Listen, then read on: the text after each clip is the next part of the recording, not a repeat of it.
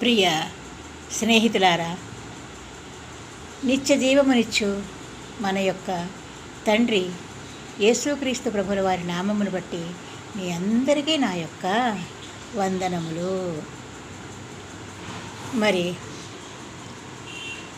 దేవుడు ఒక్క మాట చెప్తున్నాడు, తనకి ఇష్టలుగా ఉండమంటున్నాడు. కొనిపోబడక ముందు ఆయన దేవునికి ఇష్టడుగా ఉండెను అన్నాడు. మరి ఇంకొక భక్తుడు నా హృదయానుసారుడు అన్నాడు. ఇంకొక భక్తుడు ఆ రోజులలో ఆయన యథార్థవంతుడిగా ఉండి చెడుదనమును విసర్జించెను అని చెప్పాడు. మరి ఒక భక్తుని గురించి సాక్ష్యం చెప్పుచు నా ఇల్లంతటిలో నమ్మకస్తుడు అన్నాడు. మరి ఆ దేవదేవుని చేత మనము సాక్ష్యం పొందుట, ఆయన మెప్పు పొందుట మనకెంతటి భాగ్యమో కదా.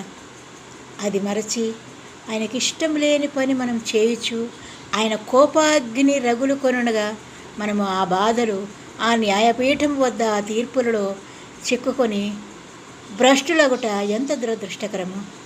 మరి ఆయనకి ఇష్టం లేని పని ఏమిటో ఒక్కటి గురించి ఈరోజు తెలుసుకుందాము. ఇది మీకు తెలిసిందే, కానీ దేవునికి ఇష్టం లేనిదని మాత్రం తెలియదు. ఎందుకంటే ఈ రోజులలో అందరూ అంత ఇష్టం కదా, ఎవరిష్టం వారిది. మరి దేవుని ఇష్టము గురించి ఆలోచించితే అందరికీ మంచిది కదా. దేవునికి ఇష్టం లేనిది ఏంటంటే ఒక్కటి మొట్టమొదటిది హేయమైనది, ఆయనకు అసహ్యమైనది. ఈ ఒక్క పనిని బట్టి దేశములకు కూడా ఆయన ఒకానొకప్పుడు తీర్పు తీర్చేశాడు. అంతటి కోపం ఆయనకి ఈ పని అంటే. అదే వ్యభిచారము. వ్యభిచారం అంటే మరి ఎక్కడెక్కడికో వెళ్ళిపోయి ఏదేదో ఆలోచించవద్దు. వ్యభిచారం అంటే వివాహము కాకముందు స్త్రీ కానీ పురుషుడు కానీ మరి ఒక శారీరక సంబంధములను ఇతరులతో కలిగి ఉండుట. రెండవది వివాహానంతరము భార్యని నెగ్లెక్ట్ చేసి నిర్లక్ష్యపరిచి భర్త ఇంకొక ఆడుదానితో శారీరక సంబంధములు పెట్టుకొనుట. అలాగే భార్య కూడా భర్తను నిర్లక్ష్యపరిచి పరపురుషునితో శారీరక సంబంధం పెట్టుకొనుట. సింపుల్గా ఇదియే వ్యభిచారం. ఇంకా అనేక రకాలు ఉన్నాయి, కానీ వాటన్నిటినీ దేవుడు బ్రతిమిలాడగా, పెనుగులాడగా, దుఃఖపడగా, కన్నీరు పట్టగా క్షమిస్తాడేమో, కానీ ఇది మాత్రం ఆయనకి చాలా హేయమైనది. క్షమించడు. ఆయన దీవిస్తే, ప్రేమిస్తే, ఆయనకి ఇష్టముగా ఉంటే ఎన్ని ఆశీర్వాదాలతో మన ఇల్లును, మన జీవితాన్ని నింపుతాడో, ఆయనకి ఇష్టం లేని ఈ పని చేస్తే మాత్రం అంత దుఃఖదాయకం అయిపోతుంది. మరి లోకానుసారంగా ఒక మాట చెప్పుకున్నా కూడా మనం వేశ్య నోరు లోతైన గోయి వంటిది అన్నారు. అది చెప్పే ఇంపైన మాటలు, కంపు కొడుతున్న మాటలు అయినా చాలా ఆనందముగా ఉంటాయి, ఇష్టముగా ఉంటాయి. ఆమె చేసే తప్పులని క్షమించేసేటట్టుగా ఉంటాయి. ఆ క్షణమున ఆమె మాటలను బట్టి భార్యను కూడా అసహించుకుంటాం. అలాగే స్త్రీలు కూడా భర్తను కూడా అసహించుకుంటూ ఉంటారు. కొలది కాలం అయిపోయిన తర్వాత అంటే నీ జవసత్వాలన్నా ఉడికిపోవాలి, లేదా నీ దగ్గర సిరి సంపదలన్నా నశించిపోవాలి, నీవో రోగభ్రష్టుడు అయిపోవాలి. అప్పుడు అది దాని ఇంపైన మాటలను ఇంకొకటి మీదకు మళ్ళీ ఇస్తుంది. అంతకుముందు ఆకర్షణలో పడిపోయిన నువ్వు వలలో చిక్కుకున్న చేప వలె దాని ప్రేమానుమైకంలో రాగాలలో చిక్కుకుంటూ కొట్టుమిట్టాడుతూ ఉంటావు. మరి అదేం చెప్తుంది? నేను ఆడపిల్లని, నా గురించి చెప్పి అందరికీ ఇది చేస్తారేమో, నేను అదైపోతాను, మమ్మీ డాడీకి తెలిస్తే పరుగు పోతుంది, నా కాపురం పోతుంది, మా ఆయనకి తెలిస్తే, ఇట్లాంటి మాటలన్నీ చెబుతుంది. అది తప్పుడు పనులు చేసి అలాంటి డైలాగులు ఉపయోగించుకోవడం ఎందుకు? తప్పుడు పనులు చేయకుండానే ఉండాలి కదా. చేసింది ఒకవేళ జరిగి ఉంటే దాన్ని దిద్దుకుని విడిచిపెట్టవచ్చు కదా.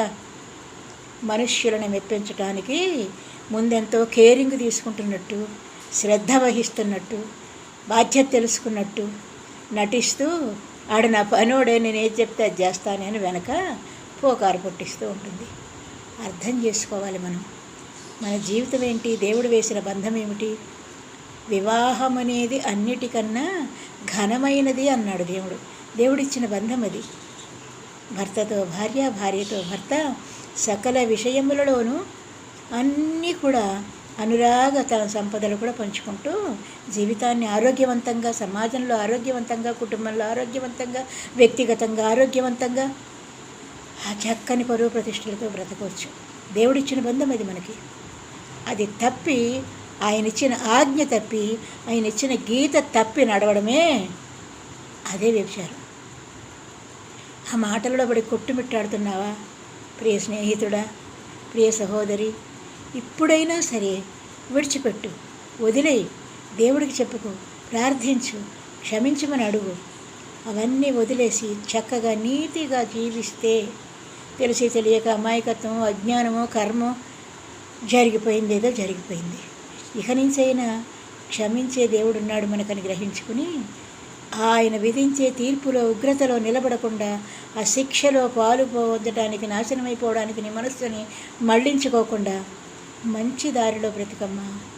ప్రియమిత్రురాలా, స్నేహితుడా, నీ సంసారాన్ని చక్కదిద్దుకో. నీ భార్య నిన్ను రోగగ్రస్తుడైనా కూడా నీ ఉచ్చలు పీతుళ్ళు కూడా ఎత్తిపోస్తుంది, కానీ అది పోయదు. అది నీవు ఓడిపోగానే జీవితంలో నిన్ను వదిలేసి పారిపోతుంది. మరి గ్రహించుకుంటావా? అర్థం చేసుకుంటావా? భవిష్యత్తు దురదృష్టకరం చేసుకుంటావా? శాపగ్రస్తం చేసుకుంటావా? ఏదైనా నీ చేతిలోనే ఉంది మిత్రమా. మరి మనం ఇంకోసారి కలుసుకుందాం. ఒకసారి ఆలోచించు, జీవితాన్ని చక్కదిద్దుకో.